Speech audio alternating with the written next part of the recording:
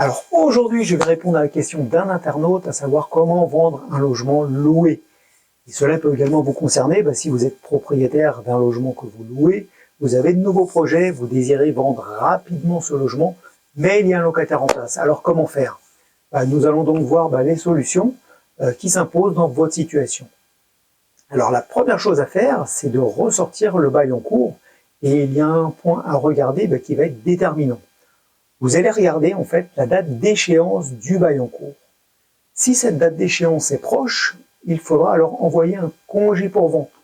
Je reviendrai sur ce sujet dans une prochaine vidéo.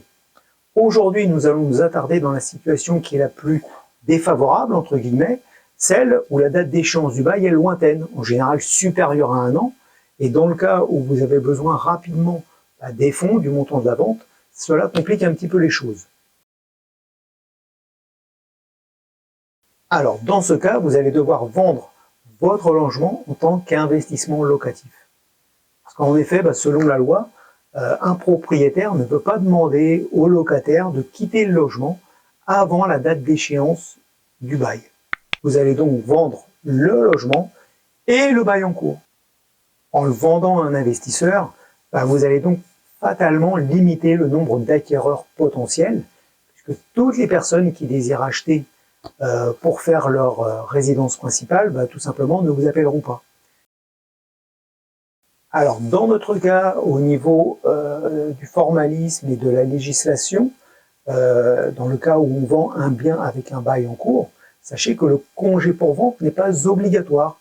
En fait, le locataire ne bénéficie pas du droit de préemption.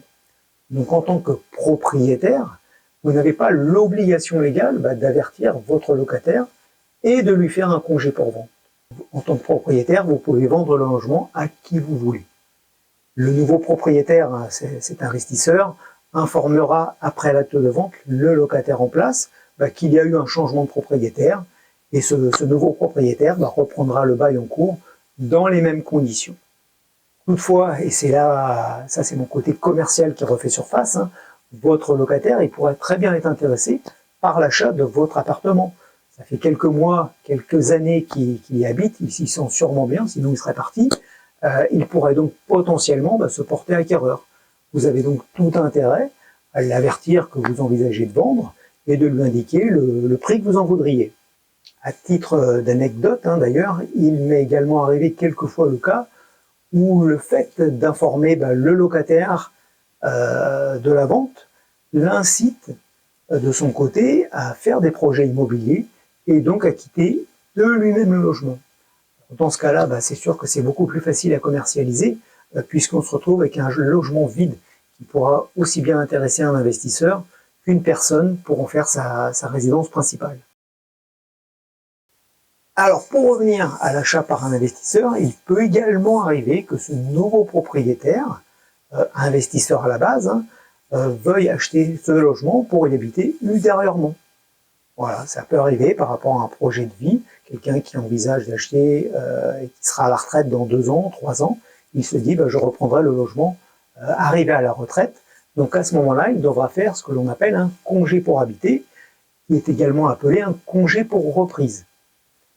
Alors ce congé pour reprise, il doit suivre une procédure avec des règles et des conditions à respecter pour être dans le cadre de la loi, mais cela fera l'objet d'une prochaine vidéo dans laquelle j'y reviendrai en détail.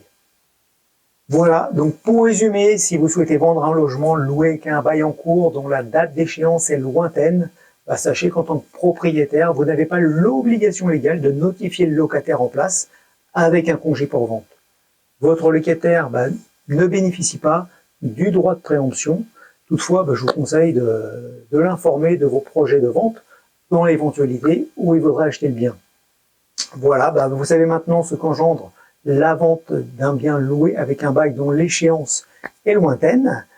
Si par contre votre date d'échéance de bail est proche ou que vous n'êtes pas dans l'urgence pour récupérer l'argent de la vente, il est préférable de vendre votre logement sans bail en cours. Et cela sera le sujet de la prochaine vidéo. Je vous détaillerai tout ce qu'il faut savoir sur le congé pour vente afin de vendre votre logement vide, donc dans de meilleures conditions. Si vous avez des commentaires, des questions ou des suggestions de thèmes de vidéos, n'hésitez pas à les indiquer en commentaire. Et je vous invite également à partager, à liker cette vidéo et à vous abonner à la chaîne YouTube en activant la petite cloche de notification afin que l'on reste en contact et afin que vous soyez avertis en priorité des prochaines vidéos. Voilà, je vous souhaite une bonne journée et je vous dis à bientôt.